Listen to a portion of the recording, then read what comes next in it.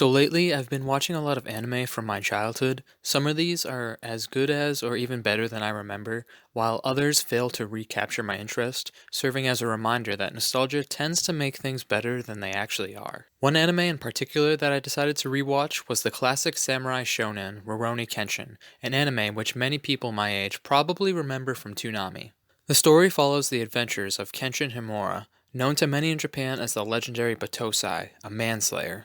Kenshin, along with the friends he meets along the way, battles against many formidable opponents, and all the canon material throughout the show is well written and entertaining. However, the same cannot be said for the episodes that fill up the time in between the canonical ones.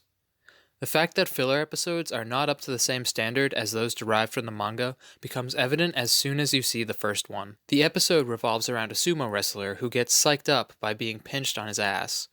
Kenshin hardly does anything in the episode. I remember this episode a lot from my childhood, and not for good reasons. Other than that, the rest of the filler episodes between 13 and 18 are completely forgettable, so much so that I can't even recall anything significant off the top of my head. Kenshin and the rest of the characters become caricatures of themselves. The stakes never feel as high, and this causes a tonal shift in the show. The lack of real character and story development make the episodes pointless to watch. These are some of the main problems with filler in any anime, but in the case of Rurouni Kenshin, the difference is almost painful. Episodes 25 through 27 are more filler, and show a filler character go from being a formidable opponent to a damsel in distress before long, and is the only other memorable part of early Kenshin filler because of just how stupid it was. Thankfully, we don't see filler again till episode 63, but from then on out, it's all downhill for the show. I wouldn't blame anyone for stopping after the Kyoto arc, as it is the best part of the anime. The remaining 31 episodes have little to nothing to offer you in exchange for your time. There are filler arcs in this last stretch of the show, including one involving a Christian samurai named Amakusa Shogo, who uses Kenshin's style, the Hiten Mitsurugi. Kenshin is blinded after an encounter with Shogo, but still manages to fight and hold his own.